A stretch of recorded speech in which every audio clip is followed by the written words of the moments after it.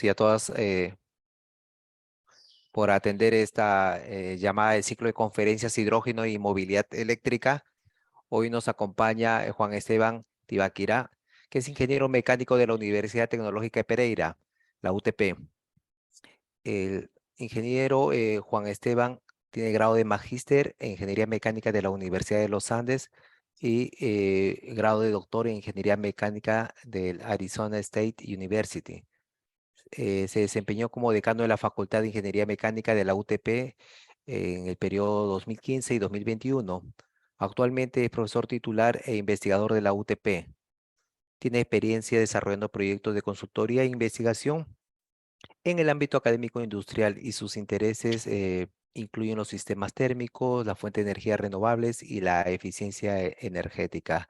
Una vez más, agradecemos a Juan Esteban por su participación en este ciclo de conferencias. Adelante, Juan Esteban. Julio, buenos días para todos. Muchísimas gracias por la presentación. Bueno, el día de hoy voy a hablarles, o vamos a hablarles porque en esta presentación vamos a tener una participación de Andrés Felipe Uribe, quien es ingeniero mecánico y actualmente estudiante de nuestra maestría en ingeniería mecánica y viene trabajando conmigo en estos temas venimos trabajando juntos en estos temas relacionados con el hidrógeno y las celdas de combustible en los últimos años. Nosotros hacemos parte del Grupo de Investigación y Gestión Energética de la Universidad Tecnológica de Pereira, como ya lo han mencionado. ¿Dónde estamos ubicados? Obviamente pues en Colombia. Estamos ubicados en Colombia, estamos por aquí en la mitad del país, donde queda lo que se conoce como el eje cafetero, donde se produce, o sea, en la historia, o a través de la historia se ha producido bastante café, aunque ahorita digamos que no es el fuerte en la región. Creo que ahorita es en Huila o en Nariño donde está produciendo más café, inclusive que en el eje cafetero. Estamos rodeados de muchas montañas, de mucho verde.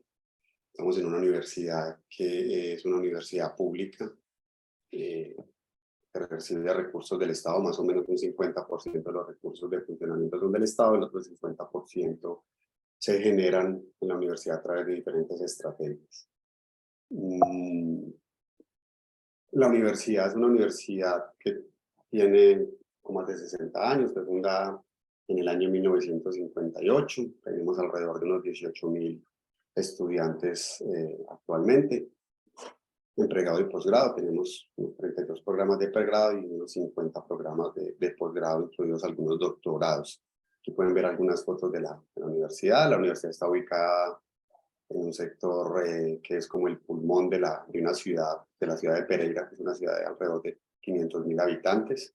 Pues aquí pueden ver que está habitada en una zona bastante verde. De hecho, tenemos un jardín botánico anexo a la universidad que es bastante grande.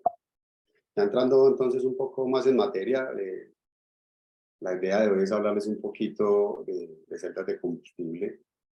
Las celdas de combustible de membrana de intercambio protónico, que es un tipo de celda de combustible que queremos hablarles, y algunas aplicaciones de esas celdas de combustible.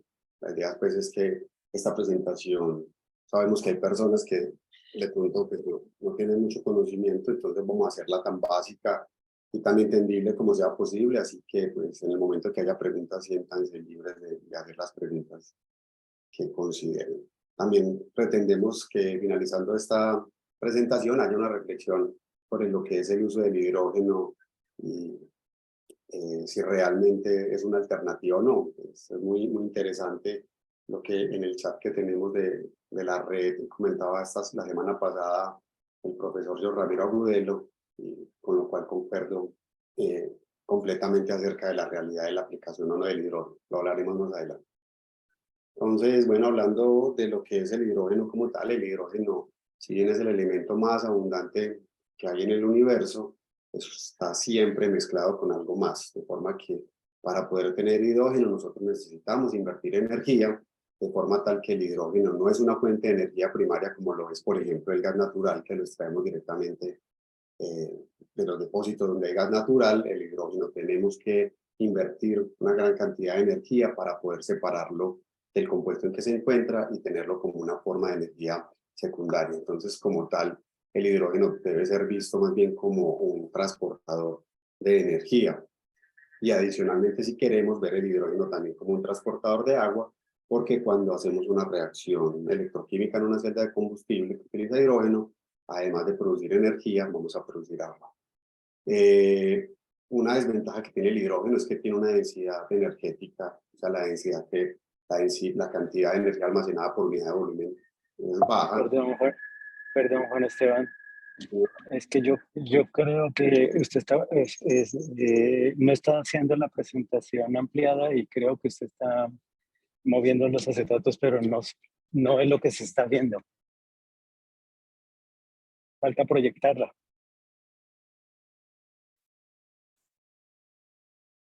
¿Sí me hice entender? Sí se proyecta, pero aún está en la primera lámina, la primera diapositiva. Falta ampliarla.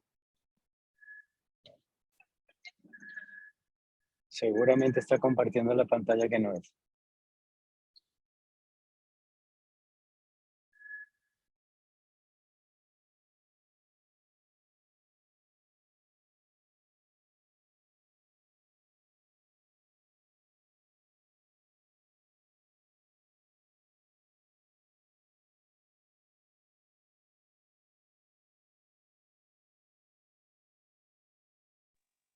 ¿Soy yo o perdimos a Juan Esteban? Yo no lo escucho. Qué pena, pero no sé por qué se muteó aquí. Ahí sí están pasando las diapositivas, José. No. Se ha congelado en la primera, en la carátula. Voy a descompartir y volver a empezar. No sé qué está pasando, ni idea. Ok. Tranquilo, respire profundo. Acuérdese en los viejos tiempos, ¿De cuáles? A ver, espera a ver. cuando me ganaba en fútbol. Hay alguna cosa.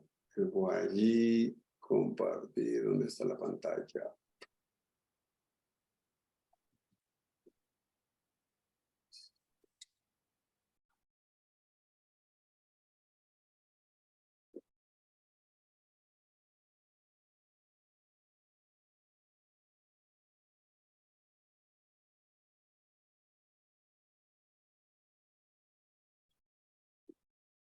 Y ahora, Ahora sí, bueno, entonces aquí están las diapositivas de la universidad, las están viendo. sí, correcto. Listo. El contenido, y aquí empecé a hablar del hidrógeno. Ahí están viendo la diapositiva del hidrógeno. Es correcto. Gracias, Julio. Bueno, entonces íbamos por aquí en el tema de que el hidrógeno no es una fuente de energía primaria, dado pues que tiene una densidad energética, o sea, la cantidad de energía que se puede almacenar por unidad de volumen baja, dado que el hidrógeno tiene una densidad muy baja. La densidad del hidrógeno a condiciones estándar está alrededor de 0.09 metros cúbicos por kilogramo, y si comparamos su densidad, por ejemplo, con la densidad del metano a las mismas condiciones estándares, la densidad del metano es alrededor de 0.737 kilogramos por metro cúbico. Entonces, bueno, eso hace que para poder tener gran cantidad de energía cuando tenemos hidrógeno, tenemos que almacenarlo a altas presiones y eso se convierte en un problema. El hidrógeno como tal puede ser quemado directamente, podemos quemarlo directamente para generar energía o podemos usarlo en una celda de combustible. Cuando lo usamos directamente quemándolo en un proceso de combustión, tiene un poder calorífico inferior de alrededor de 120 megajoules por kilogramo, comparado con 50 megajoules por kilogramo que tiene el metano. Pero vuelvo y digo, el problema es poder almacenar ese kilogramo dada la baja densidad que tiene el hidrógeno.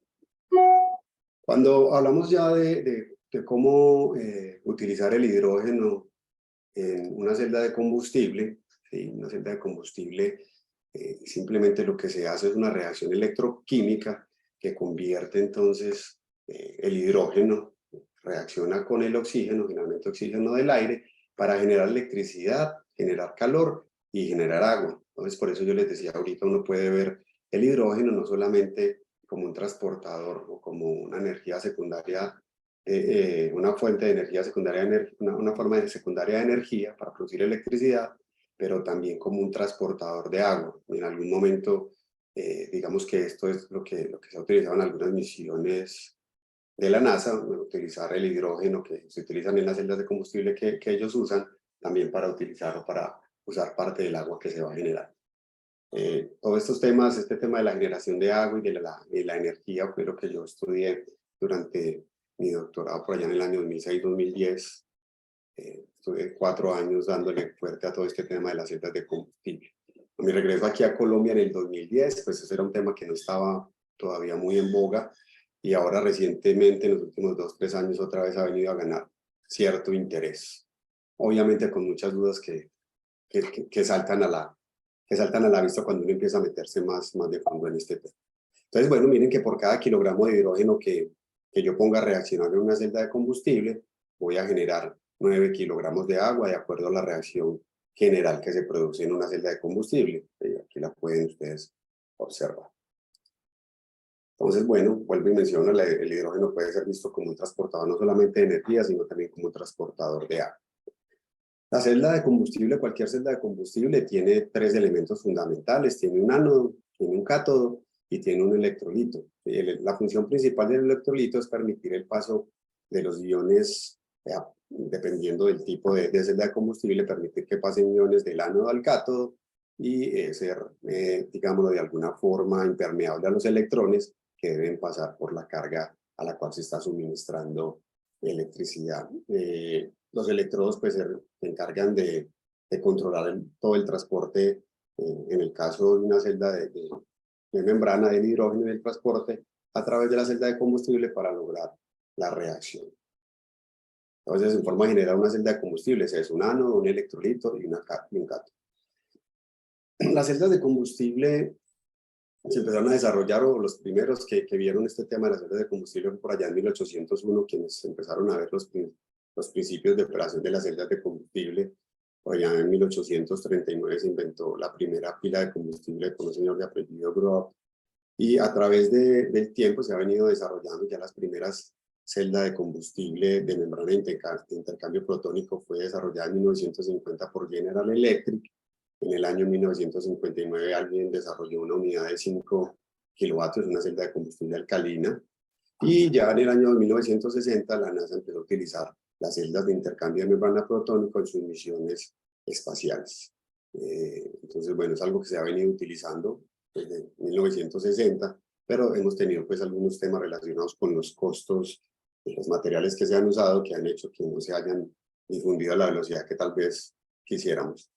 Ya en el año 1970, el tema de la crisis del petróleo hace que haya más interés por todo este tipo de alternativas. Ya en los años 90 se empiezan a desarrollar celdas de combustible estacionarias para temas comerciales e industriales. Por allá en los años 2006, 2007 empieza a salir los primeros vehículos y las primeras unidades utilizando celdas de combustible. Honda, por allá en el 2008, saca un vehículo que era el Clarity, que era un fuel cell electric vehicle.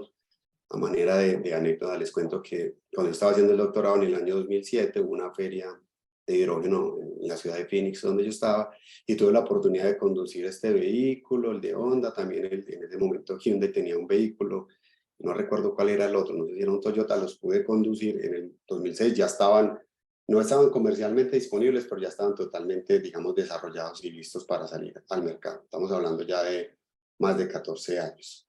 Y ya por los 2010 ya empiezan a generarse unidades comerciales de celda de combustible para los hogares y también para dispositivos portátiles. ¿Cuáles son los beneficios de las celdas de combustible? Bueno, si uno los compara con las eficiencias térmicas de los motores diésel y los motores a gasolina, tienen mayores eficiencias, operan silenciosamente si los comparamos con lo que opera un motor de combustión interna. Si nosotros traemos el hidrógeno, si producimos hidrógeno de electrólisis utilizando fuentes de energía renovables, entonces digamos que podemos eliminar la generación de CO2, por lo menos en el proceso de generación de hidrógeno, de la energía que se necesita para generar el hidrógeno. Y además tiene una posibilidad de que usted puede producir electricidad, puede producir algo de agua, también puede utilizar el calor que se genera durante el proceso, porque es una reacción exotérmica, para procesos que requieran alguna cogeneración. En el caso, pues, digamos, de calentar agua o calentar algún espacio. el mantenimiento de una celda de combustible es mucho más simple que el de cualquier motor de combustión, porque obviamente no involucra tantas partes móviles como lo involucra un motor. Y aquí podemos ver pues las eficiencias de los diferentes tipos de ciclos que generan potencia comparados con las celdas de combustible que tienen mayor eficiencia, dependiendo obviamente también de cuál es la capacidad a la que se está generando la energía. Hay diferentes tipos de celdas de combustible. Las más comunes es la celda de combustible alcalina, la celda de combustible de membrana de intercambio protónico, la celda de ácido fosfórico, la celda de carbonato fundido y la celda de óxido sólido. ¿Sí? Todas tienen diferentes aplicaciones. La que tiene mayor aplicación o la que se ha difundido más es la celda de combustible de membrana de intercambio protónico, que operan entre 30 y 90 grados Celsius, utilizan un electrolito que es una membrana un polímero acidificado, ¿sí? Donde el ion que se conduce a través del electrolito es un protón de hidrógeno y pueden venir en capacidades desde 5 hasta 250 kilovatios. Yo tuve la oportunidad también de conocer en operación una celda de carbonato fundido en California. Son para, digamos, rangos de generación mayores, y también operan a temperaturas muy altas, temperaturas entre 600 y 800 grados Celsius. Ya metiéndonos de lleno un poco más con la celda de membrana de intercambio protónico, que es de la cual conocemos un poquito más, se supone que estas se han visto como la fuente más promisoria para entregar energía en aplicaciones portátiles, en unidades de cogeneración, y como ustedes lo deben saber, también para los vehículos. Una celda de estas tiene una alta densidad energética, es decir, el volumen que ocupa la celda como tal, el aparato como tal, es un volumen bajito comparado con la cantidad de energía que puede generar. Tienen altas eficiencias, como ya lo mencionamos, y también vimos que tienen una baja temperatura de operación si lo comparamos con las otras celdas de combustible, lo que las hace también un poco más seguras, un diseño modular, y rápidamente pueden responder a una demanda en la carga, una demanda de corriente de carga que sea necesaria por el usuario, ¿sí? Entonces, ¿qué pasa en una celda de combustible de membrana de intercambio protónico? Como ya lo mencioné, tenemos el ánodo, ¿sí? Tenemos el cátodo, y en intermedio de ellos dos tenemos un electrolito. El electrolito que tenemos en estas celdas es una membrana de intercambio protónico que, como su nombre lo expresa, solo deja que cuando llega el hidrógeno, pasa por una capa catalizadora y lo disocia en protones y en electrones. Esta membrana solo permite que pasen los protones de hidrógeno, de forma tal que los electrones se ven obligados a seguir el circuito eléctrico, producir energía, y en el cátodo, con el oxígeno que yo estoy sacando del aire, junto otra vez esos protones, esos electrones, y esa reacción entonces genera agua. Y tenemos entonces la producción de electricidad, la producción de agua, y como efecto alterno también la generación de calor. Entonces, como tal, así funciona una celda de combustible de forma pues muy básica. Si ya nos metemos un poquito más en la celda de combustible, vamos a ver que en la celda de combustible uno puede separar las dos reacciones que hay. Una reacción en el ánodo. En el ánodo lo que tenemos es que el hidrógeno se convierte en protones y en electrones, esta reacción electroquímica, mientras que en el cátodo entonces utilizamos el oxígeno que viene del aire, usamos ese hidrógeno que ha pasado a través de la membrana y los electrones para generar agua. Y la reacción global, simplemente la reacción global va a ser que el hidrógeno más una mol de hidrógeno, una kilomol de hidrógeno más media kilomol de oxígeno va a generar una kilomol o una mol de agua. Y es generalmente entonces lo que pasa. ¿Qué partes tiene esa celda de combustible? Entonces, bueno, primero la parte principal y el corazón de la celda de combustible es la membrana de intercambio protónico. Listo, es la membrana de intercambio protónico que está por aquí, ¿sí? Esa membrana es una membrana muy, muy delgada, es un polímero, como ya lo mencioné, cuya propiedad es dejar pasar solamente los protones. Esa membrana de intercambio protónico necesita otras dos capas a cada lado. Una capa que se llama la capa catalizadora, La capa catalizadora es aquella que hace que cuando el hidrógeno entra, rápidamente se pueda disociar en moléculas, en protones y en electrones. Sí, generalmente, como lo vamos a ver, esa capa catalizadora ha estado hecha de platino, lo que hacía que estas celdas de combustible, estas membranas fueran muy, muy costosas. A través del tiempo, la investigación ha venido tratando de disminuir la cantidad de platino que se necesita en estas celdas y eso las ha hecho cada vez más comerciales. Esta capa catalizadora del ánodo y una capa catalizadora también en el cátodo. Y tenemos una capa de difusión de gas, un gas diffusion layer, que es simplemente hecha de carbón, de forma que tiene unos canales para aprovechar que el hidrógeno en el lado del ánodo y el oxígeno en el ánodo del cátodo se puedan difundir a través de toda el área de la celda, de la membrana, quiero decir. Y hay otras dos partes interesantes allí, además de tener esta membrana, tenemos unas placas bipolares que tienen unos canales, como se puede observar aquí, por donde se está difundiendo tanto el oxígeno, el hidrógeno y por donde también está saliendo el agua que se produce en la reacción. Entonces esto simplemente es una sola celda, una sola capa de celda de combustible. Vamos a ver que si nosotros necesitamos generar grandes cantidades de energía, tenemos que juntar muchas capas o muchas unidades de estas, de forma que pueda generar la energía que necesito. Hablando un poquito más de cada una de las partes, tenemos la primera, que es el nafion. El nafion es una membrana muy delgada, es una membrana polimérica, es un fluoroprolino sulfonado. El comercial que más se ha utilizado a través del tiempo es nafion, que fue desarrollado por DuPont y viene en diferentes denominaciones y con diferentes espesores que pueden ir desde 51 micrómetros hasta 178 micrómetros, algo muy, muy delgado.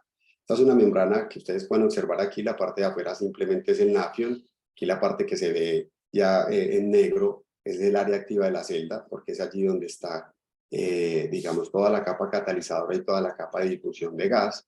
La capa catalizadora, como les decía, está hecha de platino.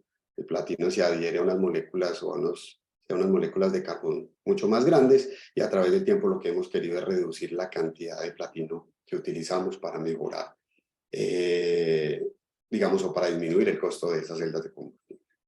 Una membrana pueden estar más o menos alrededor, yo creo que eso tiene que haber bajado un poco, de $1000 por cada metro cuadrado de membrana. Son costosas. Y es la parte fundamental, lo más costoso de la celda de combustible y la que más, digamos, también la más vulnerable. Es bastante vulnerable a la contaminación con otros iones. Si se contamina con otros iones de otros metales, se baja el funcionamiento de la celda, la eficiencia disminuye, la generación de electricidad también. Las placas bipolares son aquellas que se encargan de distribuir el hidrógeno y el oxígeno y sacar el agua en la celda de combustible. Aquí se pueden ver en estas unas placas bipolares que alguna vez hicimos. Tienen esta disposición. Aquí simplemente por un lado entra el hidrógeno, sigue todo el canal, y sobre esta está la capa catalizadora, la capa de difusión de gas y la membrana, que están en contacto entonces con el hidrógeno apenas se va difundiendo por o va pasando a través de estos canales. Y al otro lado, pues similarmente, entra el oxígeno, pero también se va generando el agua y sale por el otro lado el agua que se está generando. Generalmente se construyen de grafito, porque es un material que tiene una muy buena estabilidad química, una buena resistencia mecánica y obviamente también tiene una buena conductividad eléctrica, que es uno de los propósitos de las cosas que esperamos de estas placas bipolares. Uno puede utilizar placas colectoras, unas placas para simplemente sacar la energía que se está generando, la electricidad. Hemos utilizado en el pasado placas que son hechas de cobre y están recubiertas con níquel. Y unas placas donde uno puede montar toda la celda de combustible, todo el montaje que veíamos allí atrás. Entonces, simplemente todo eso que vemos allí se monta de forma que yo tenga ese sándwich, se monta con esas partes y tenemos una celda de combustible. Yo ahorita les voy a mostrar este video es un video que hicimos nosotros aquí en la celda de combustible, en la Universidad Tecnológica de Pereira. Tenemos una celda de combustible, como la pueden ver ustedes aquí, y Andrés nos va a hablar un poquito de ella. Entonces voy a dar inicio al video. Listo. Mi nombre es Andrés Uribe, soy ingeniero. ¿Me cuentan si están escuchando, por favor? Si se escucha el video, la primera parte. Sí, Juan. Sí, se escucha. Ya sigue. Ingeniero mecánico, estudiante de la maestría en Ingeniería Mecánica de la Universidad Tecnológica de Pereira. Y el día de hoy les voy a hablar sobre la celda de combustible que tenemos en el grupo de investigación en gestión energética. Entonces, en el grupo tenemos una pequeña celda de 100 watts, ¿cierto? Puede producir 100 watts. Esto es una celda didáctica, algo de, pues, de experimentos más de la academia, pero es muy demostrativa para los estudiantes. Inicialmente, tenemos por este lado una pipa de hidrógeno de alta pureza, ¿cierto? Que pues esta sí es algo comercial que se puede conseguir en cualquier distribuidor de gases. Llega a un regulador de presión donde debemos regular que a la celda no le entre más de 0.55 bares. Aquí tenemos que garantizar eso. Aquí tenemos una electroválvula que simplemente lo que hace es abrirse cuando el controlador que está acá llegamos a la celda de combustible que tiene exactamente 20 membranas. Esta entrada, aquí entra el hidrógeno por el ánodo, ¿sí? Tiene las celdas en esta posición y tiene la salida por el cátodo del agua que sale a esta válvula de Purnack, que también es controlada por el controlador. En esta parte, lo que tenemos es un visualizador que nos muestra la temperatura de la celda y nos puede mostrar también el voltaje. Cuando iniciamos la celda, ella primero hace una pequeña prueba y aquí nos va a mostrar las variables. Ella demora aproximadamente unos 10 segundos. Ahí nos muestra que tiene 100 vatios, la temperatura que está, la corriente y el voltaje. Este dispositivo que tenemos acá fue algo que se construyó en el grupo de investigación. Lo que hace es simular la carga de la celda de combustible para poderla variar y hacer los experimentos. Y finalmente, esta de acá es simplemente una fuente de corriente que lo que hace es suministrar la potencia que requiere el controlador.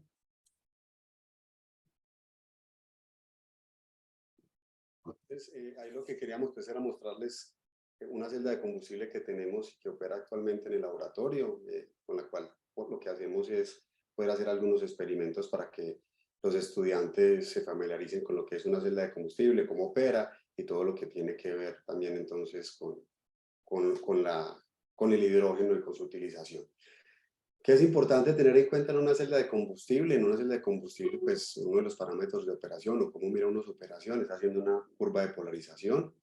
Una curva de polarización es una curva donde uno dibuja en el eje X la corriente y en el eje Y el voltaje, y lo que empieza es que cuando tú le pones hidrógeno a una celda de combustible y no le estás pidiendo carga, no tiene ninguna carga, no le estás pidiendo corriente, vas a encontrar que tienes un voltaje que está cercano a 1 voltio, que es cercano a 1 voltio porque teóricamente si uno hace el análisis de la reacción electroquímica va a encontrar el máximo voltaje que se produce cuando se disocia el hidrógeno es 1.2 voltios. Entonces, la máximo voltaje que yo puedo obtener en una celda de combustible es de 1.2 voltios. Por eso tengo que poner muchas capas de celdas de combustible que están conectadas de forma tal que si yo quiero 48 voltios, tendré que poner cerca de 48 celdas que involucraría tener 48 membranas conectadas para generar esos 48 voltios.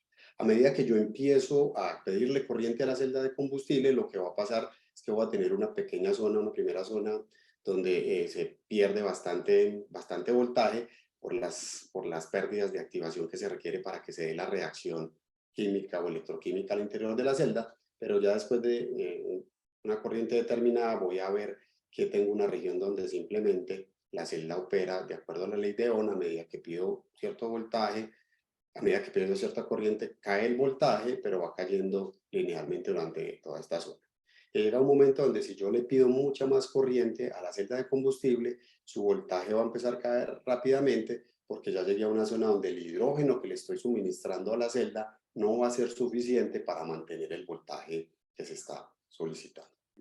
Aquí, bueno, vuelvo y les muestro una celdita, cómo sería. Y lo que les decía ahorita, si eso es una sola celda, si yo quiero generar 24 voltios, tendré que juntar 24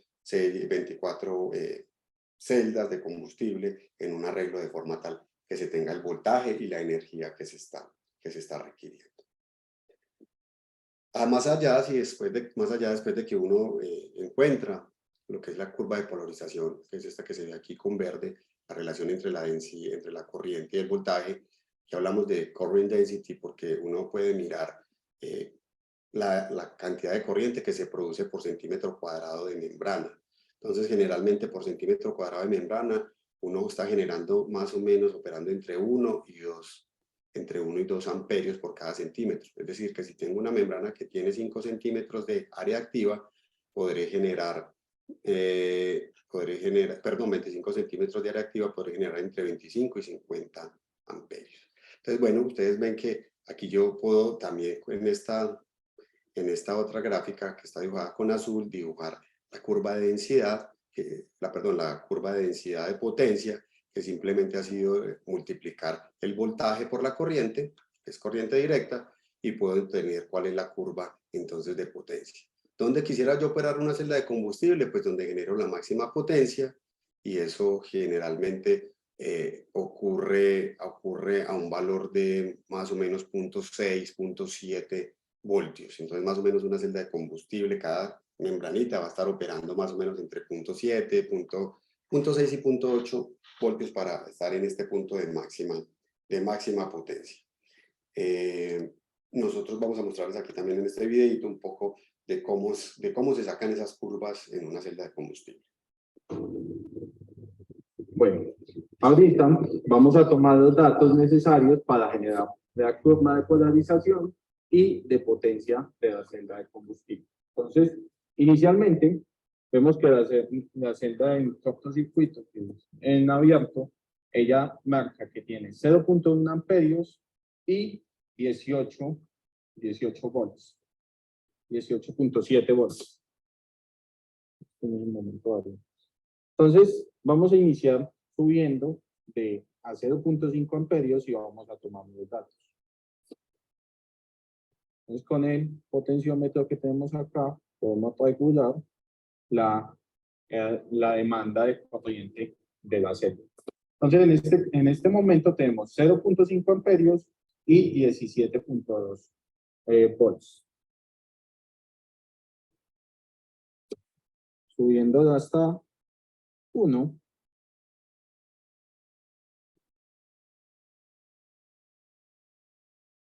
En 1 amperio vemos ya cómo empieza a caer el voltaje significativamente. Encontramos que el voltaje es de 16.8 volts.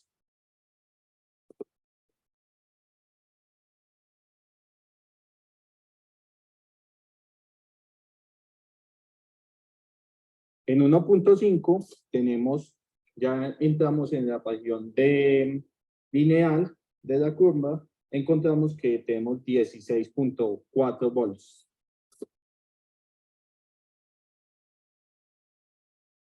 Si seguimos subiendo,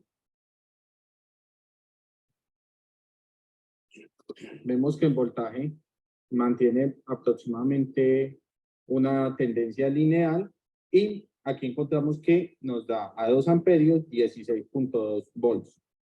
Ya la disminución es más pequeña.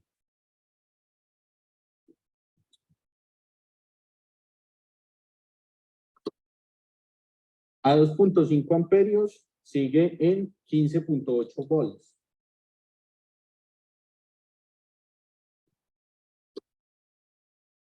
Bueno, entonces en eso lo que podemos ver es que realmente a medida que vamos aumentando la densidad de corriente, le vamos pidiendo más corriente a la celda de combustible, vamos a ver que el voltaje va a ir cayendo de acuerdo a lo que es la curva de polarización de una celda de combustible. Nosotros tomamos unos datos, ahorita no alcanzo a mostrarles los datos por los problemas técnicos que hemos tenido, queríamos mostrarles simplemente que tenés las medidas de corriente, de voltaje, puedes producir la curva de polarización y multiplicar corriente por voltaje para obtener la curva de potencia de la celda de combustible, algo pues un ejercicio bien simple pero muy ilustrativo de cómo opera esa celda de combustible. Ya como para ir cerrando, voy a hablarles rápidamente de cuáles pueden ser las aplicaciones o cuáles son las aplicaciones en las que se ha utilizado la celda de combustible de membrana de intercambio protónico. Obviamente ha sido utilizada para temas de transporte público, en buses. De hecho, en el mundo hay varios buses, hay varios países que tienen flotas de buses operando con celdas de combustible, con buses de celda de combustible, para aplicaciones portátiles. Puede utilizarse en temas militares, en temas de computadores, también se podría utilizar. El tema de como una celda de combustible estacionaria, donde yo pueda entonces generar energía eléctrica para la casa, pero además pueda generar calor para hacer calefacción y también generar algo de agua que puede utilizarse en alguno de los procesos de la vivienda. Y obviamente también como combustible para los vehículos y obviamente con toda la infraestructura que hay detrás o que tendría que haber detrás de eso, que como lo mencioné al principio, todavía hay muchos interrogantes y muchas cosas que yo tampoco veo después de muchos años de haber estudiado esto y de haber estado en contacto con el tema del hidrógeno. Yo realmente no creería que el hidrógeno es la solución para los vehículos, porque obviamente no existe una infraestructura actualmente para mandar el hidrógeno o para distribuir el hidrógeno, y el hidrógeno tiene unos problemas que al reaccionar con ciertos metales genera lo que se conoce como la fragilización. Entonces todavía hay cosas que no conocemos bien acerca de cómo interactúa el hidrógeno con algunos materiales, y obviamente esto no podrá competir con la electricidad, porque la electricidad ya la tenemos allí, ya tenemos toda la infraestructura para distribuir y para llevar electricidad. Entonces va a ser mucho más fácil tener electrolineras que tener estaciones de suministro de hidrógeno. Creo yo, es mi opinión pues personal. ¿Qué aplicaciones? Pues aplicaciones dependiendo del nivel de potencia. Tenemos diferentes aplicaciones desde menores de 10 vatios para pequeños dispositivos, para celdas de combustible, para teléfonos celulares, aplicaciones un poco más grandes ya entre 1 y 10 kilovatios para vehículos como motocicletas, para varios dispositivos portátiles, para unidades de potencia de respaldo que se necesiten en algún momento. Y entre más grandes, pues para transporte más grande y también para pequeñas plantas de generación. Yo conocí una planta que tenía una celda de combustible de 750 kilovatios, era la planta de carbonato fundido que estaba en California. Generaba muy buena potencia, pero obviamente pues tenía problemas en cuanto, en ese momento, cuánto había sido la inversión inicial y muchas otras cosas más. Pero bueno, las celdas de combustible están ahí también como otra alternativa para solucionar todo este tema energético, toda esta transición energética que tenemos que hacer en los próximos años. La solución no será solamente una, creo yo, es una combinación de muchas cosas, y entre ellas el hidrógeno puede jugar un rol importante en esa transición. En el transporte, yo quería contarles, no sé si han visto que recién salió el Toyota 2022 Mirai, que es un Toyota que es un vehículo de celda de combustible, que ustedes lo pueden observar aquí. Estos en amarillo son los tanques donde se almacena el hidrógeno a 70 megapascales, muy alta presión para poder tener la cantidad suficiente y tener como 400 millas de autonomía. Por aquí está la celda de combustible, los motores eléctricos y bueno, todo lo que allí funciona. Ese Toyota Mirai entonces utiliza celdas de combustible de membrana, utiliza tanques con una presión máxima de 87, pero una presión normal de 70 o una presión de operación de 70. Pueden almacenar hasta 5.6 kilogramos de hidrógeno, lo que les lleva a una autonomía de alrededor de 400 millas. Entonces, un vehículo de celda de combustible son esencialmente vehículos eléctricos que usan el hidrógeno que está almacenado en un tanque para generar la electricidad que va a alimentar los que va a alimentar los motores eléctricos que mueven el vehículo. También son híbridos porque si se tiene un sistema de regeneración de frenado de energía, se puede almacenar más energía, la cantidad o la potencia eléctrica de la batería se puede usar para reducir la demanda cuando el vehículo está requiriendo mayor aceleración, entonces las baterías funcionan así como eso. Ambos vehículos han venido avanzando bastante en los últimos años. Yo les he hablado ahorita que las presiones pueden variar entre 35 y 70 megapascales, como ya les mostré, la presión de almacenamiento del Mirai son 70 megapascales, que es una presión bastante alta. Recuerden que la necesitamos para poder almacenar la cantidad de hidrógeno necesaria para poder tener un rango que vaya entre 500 y 600 kilómetros de autonomía.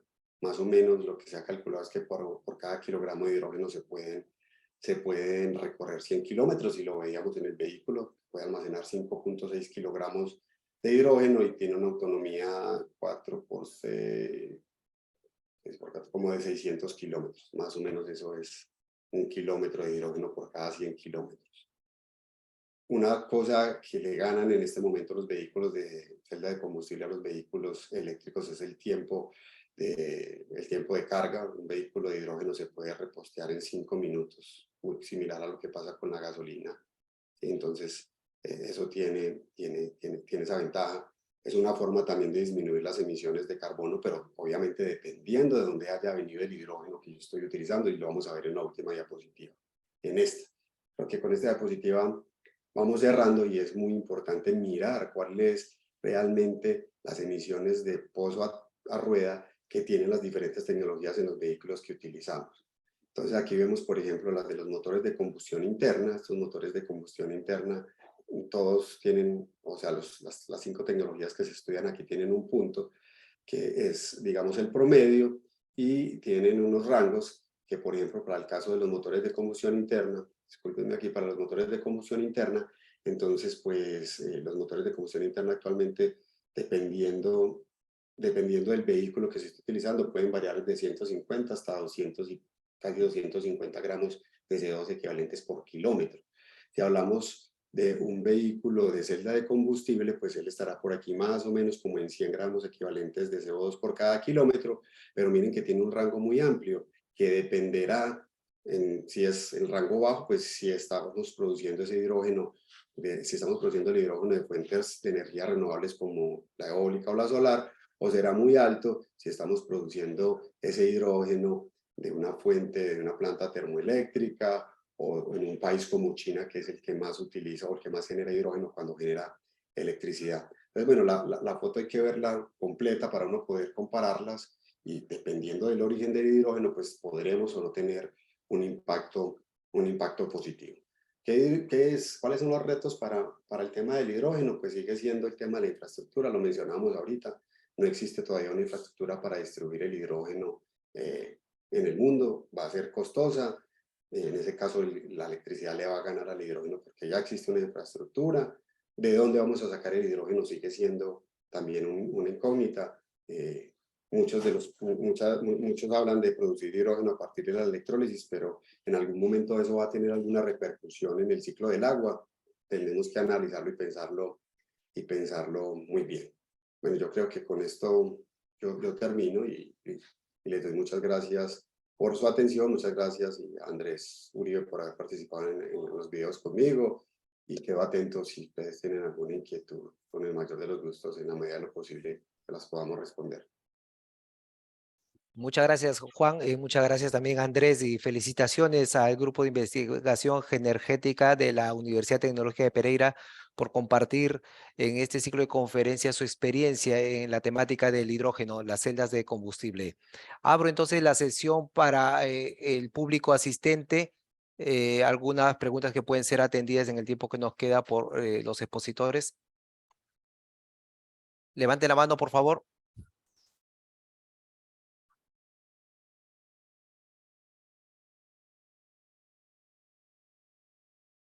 Bien, mientras se van animando, Juan, quería yo hacerte una consulta. Sí, bueno, voy a dar el paso aquí a Carlos Jiménez.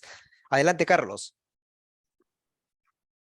Bueno, muy buenos días para todos. Muchas gracias, Juan, por la presentación. Estuvo pues muy entendible para todos, creería yo.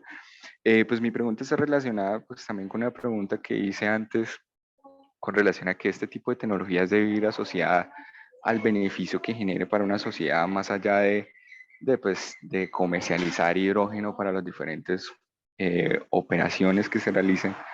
El tema de pues, garantizar otros servicios, por ejemplo, estas celdas que generan también, pues las que comentabas que generaban agua, quería consultarte con relación a esa, ¿qué tanta es la producción de agua que se generan y qué esta agua pueden llegar a ser potabilizable para consumo humano? O sea, ¿qué propiedades o qué características genera el agua que se genera de ese tipo de celdas? Y bueno, principalmente esa es mi consulta por el momento. Gracias, Carlos. Muy buena tu pregunta y me cae de perlas porque digamos que eso fue lo que yo hice en mi tesis doctoral. Nosotros analizamos el agua que sale de una celda de combustible de membrana de intercambio protónico. Lo hicimos en el laboratorio y lo hicimos con una celda comercial. ¿Qué obtuvimos? Que uno, con la cantidad de agua que se genera en una celda de combustible, podría, teniendo en cuenta la cantidad de energía que se consume en un hogar típico, generar el agua para temas de uso de agua potable, para tomar y para cocinar. Esa agua que sale obviamente es de alta calidad.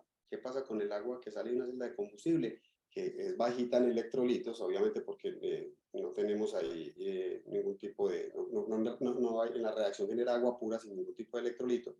Habría que simplemente adicionarle algunos electrolitos al agua para que sea consumible por los seres humanos y habría que tener, nosotros encontramos que había rastros de níquel en el agua por encima de lo que recomienda la Organización Mundial de la Salud que debe tener el agua para consumo humano.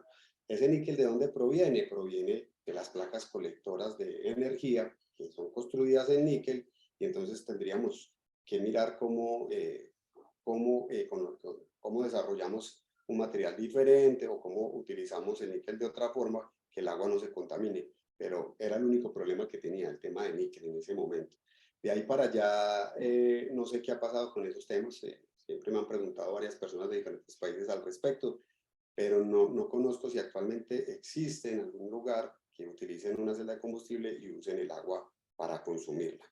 Yo veo esto desde el punto social, por ejemplo, aquellas regiones que están aisladas de la red eléctrica, de pronto podríamos llegarle de alguna forma con hidrógeno, y si yo le logro llegar con hidrógeno, le podría generar electricidad y le podría generar agua para el consumo. Entonces, podrían jugar un rol importante también en ese tipo de situaciones, Carlos. Listo, vale, perfecto, Juan, muchísimas gracias. Gracias. Gracias, Carlos. Disculpa, Juan, aquí hay una pregunta que no pueden activar el micrófono. Nicolás Giraldo nos pregunta, en cuanto a las tecnologías para fabricar las celdas, en su opinión, a hoy, ¿la seguridad de las celdas en los vehículos es suficiente o con un uso del vehículo por vibraciones pueden ser inseguras? Pues bueno, no sé si, Nicolás, ¿qué más? ¿Cómo estás? A ver de ti. No sé si te refieres, digamos, al uso del hidrógeno. O sea, lo que yo tengo entendido respecto del hidrógeno es que los tanques que se están utilizando pues son tanques que cumplen con todos los temas de seguridad.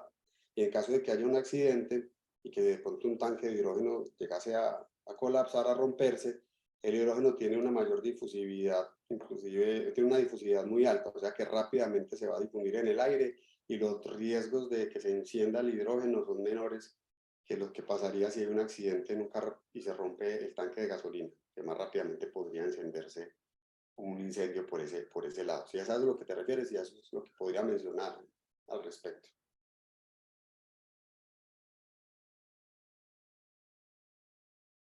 Y complementa su pregunta ¿y la celda por vibraciones?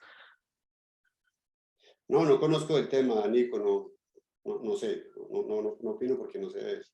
No he escuchado nunca y nunca he leído nada al respecto de que haya fugas de hidrógeno a través de la celda. No lo sé. Ok, gracias, Nicolás.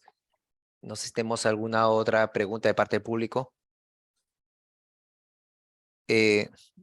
Bien, Carlos, si puede bajar la mano, gracias. Bien, mientras tal vez se anima, Juan, interesante el desarrollo que han venido trabajando ustedes. Yo, más que pregunta, quería, eh, recogiendo la información que nos has proporcionado, comentar que eh, en la aplicación de vehículos livianos, sin duda, el tema de la celda de combustible es un trabajo de investigación que data bastante tiempo. Hoy, inclusive, como un prototipo, Renault acaba de presentar el vehículo Concept Car. Es una visión de híbrida de un sub que es eléctrico, vehículo eléctrico más celda de combustible. La idea es que en este caso es que la celda sea el extensor de autonomía. Es prototipo aún, pero esta podría tener, alcanzar los 800 kilómetros. Entonces, ya, además de las otras aplicaciones que tú has comentado, ¿no? Netamente celdas de combustible o los vehículos eléctricos, que van a ser parte del mix energético para el transporte, se presenta también esta posibilidad. ¿Cómo ves este escenario de este nuevo concepto, eh, donde el vehículo eléctrico y la celda pueden coexistir para garantizar la autonomía en estos vehículos de transporte liviano? Sí, no, de hecho, pues el vehículo, por ejemplo, este Mirai que les mostré de Toyota, es un vehículo que ya está comercialmente disponible en Estados Unidos, empieza en $45.000, una versión estándar y una versión un poco más pro, pero con las mismas prestaciones energéticas, vale como $60.000. De hecho, pues si uno logra tener el hidrógeno, me parece que es una buena alternativa, pero yo siempre, pues como lo mencioné ahora, he creído que no hay una única solución, que si queremos hacer una transición energética en el tema de transporte de los vehículos, tendremos que tomar un poco de los biocombustibles, tomar un poco del hidrógeno, tomar algo mucho de la electricidad, con los problemas que tiene, meterle el tema mucho de movilidad activa. Entonces, tenemos que buscar todos los beneficios que tienen las diferentes alternativas para finalmente poder lograr esa transición hacia una movilidad sin emisiones, por lo menos en situ. ¿Sí? Entonces, bueno, creo que estas disposiciones, estas apuestas que hacen empresas como Renault, como tú lo mencionas, o como Toyota, detrás de eso hay muchísima investigación y muchísimo desarrollo. No creo que salgan al mercado simplemente a especular, aunque podría ser también, ¿no? Pero ya la historia no lo dirá. Muchas gracias, Juan. No sé si de parte del público hay alguna pregunta.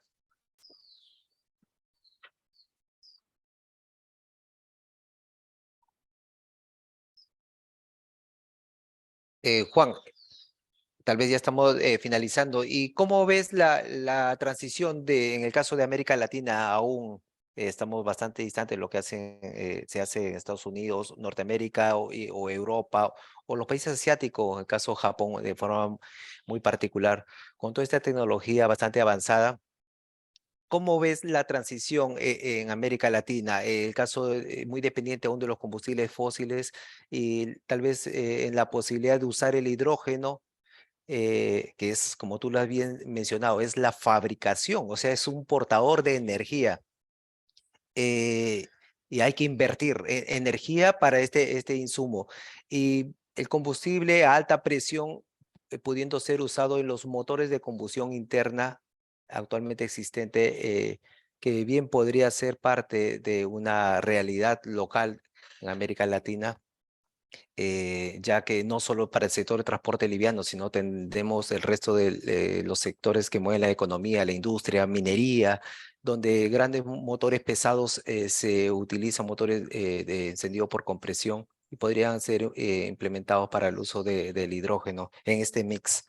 No sé si tienes alguna reflexión al respecto. Sí, un par de reflexiones. Bueno, lo primero es que, ¿cuál es el problema de quemar el hidrógeno en un motor de combustión interna? Que el hidrógeno genera altas temperaturas de combustión y altas temperaturas de combustión entonces son precursoras de la formación de NOx. Entonces, bueno, eso sería uno de los problemas o es uno de los inconvenientes de usarlo en motores de combustión interna. ¿Cómo veo la Latinoamérica? Que es lo otro que me mencionas, muy atrás porque si ustedes están enterados, al 2035 Europa ya no va a permitir que se vendan vehículos que emitan CO2. Nosotros en Colombia hasta ahorita estamos pensando, por ejemplo, en una regulación de eficiencia energética de los vehículos que se venden. O sea que, y Colombia está como al nivel ahorita, tratando de ponerse al nivel de Chile y México, que son los países que ya tienen algunas regulaciones y los demás países no tienen. Entonces, vamos muy lentos. Pero uno también hace la otra, piensa en cuál es el impacto que nosotros Latinoamérica le generamos al mundo en emisiones. Cuando uno habla de Colombia, Colombia genera algo así como el 0.9% de las emisiones de CO2 del mundo. Entonces, definitivamente la tarea grande sí es para los países que más contaminan, China, Estados Unidos, India, Japón. ¿Tenemos que hacer la tarea? Sí, tenemos que hacerla, pero creo que el ritmo va a ser muy diferente a como lo tienen que hacer aquellos países que más CO2 están generando. Pero igual tenemos que meternos en el tema poco a poco. Muchas gracias, Juan. Bueno, no sé si hay alguna pregunta adicional, si no, estamos, sí, Carlos nuevamente levantó la mano. Adelante, Carlos. Con esto estaríamos Eh, cerrando la presentación. Adelante. Sí, qué pena, Julio, es que precisamente tú mencionaste algo que pues ahorita tiene mucha fuerza y mucho interés y es la seguridad energética, por ejemplo, en el caso de nosotros de Colombia, en el sentido de todas esas nuevas políticas que ha venido desarrollando pues el actual presidente, que es el señor Gustavo Petro. Entonces sería consultarle pues a Juan si él consideraría que, por ejemplo, estas nuevas alternativas en temas de hidrógeno podrían llegar a sustituir temas de exploración de petróleo y gas, por ejemplo, ¿sí? Si realmente, o sea, en un futuro, pues no muy lejano, de acuerdo pues a esas políticas que se tracen, de acuerdo con el político que está en este momento, en este periodo de tiempo, se puedan llegar a establecer esas, no sé, restricciones o expectativas de aquí a 5 o 10 años, por ejemplo. Pues hombre, yo soy de los que cree que la transición energética debe hacerse con responsabilidad, ¿sí? Y eso no va a hacer que los combustibles de la exploración petrolera desaparezca a la vuelta de un año, ¿no? Tendremos que pasar un tiempo donde vamos a ir haciendo la transición energética. El hidrógeno obviamente podría convertirse como en una unidad de negocio diferente de Colombia, que es lo que se tiene pensado la generación del hidrógeno verde sobre todo para exportar, pero no sé los niveles y no conozco los números, si en algún momento podría llegar a reemplazar de alguna forma en algún porcentaje el tema de lo que se hace con el petróleo. No, lo desconozco. Como todo, vuelvo y lo repito, yo creo que la transición energética tendrá que tener un sinnúmero de soluciones, un sinnúmero de alternativas y no solamente una, para que no volvamos a caer a lo mismo que está pasando con el petróleo. Si nos vamos solamente con el tema de los vehículos eléctricos, vamos a tener rápidamente en los próximos años problemas con el litio y con lo que vamos a hacer con las baterías que se generan. Bueno, hay muchísimas cosas mucho por leer, mucho por aprender, y ahí está todo servido para que digamos estudiar. Ok, listo, perfecto, Juan, muchísimas gracias. Con gusto. Muchísimas gracias a todos los asistentes, de forma muy particular nuestro agradecimiento a Juan Tibaquirá, muy agradecido, Juan, un gusto compartir y aprender de toda la gran experiencia del equipo de investigación que lideras. Agradecer también a Relieve, a todas las personas que han permitido la organización de este evento que es patrocinado por el CITED. Recuerden que la próxima sesión continúa el ciclo de conferencias sobre hidrógeno y movilidad eléctrica y el tema es el rol del hidrógeno verde en la descarbonización de procesos industriales, el día 23 de noviembre a la misma hora. Muy bien, entonces estamos dando por cerrado esta sesión, nuevamente agradeciendo y deseando a todos un buen fin de semana. Un abrazo. Hasta Hasta luego. luego. Muchas gracias.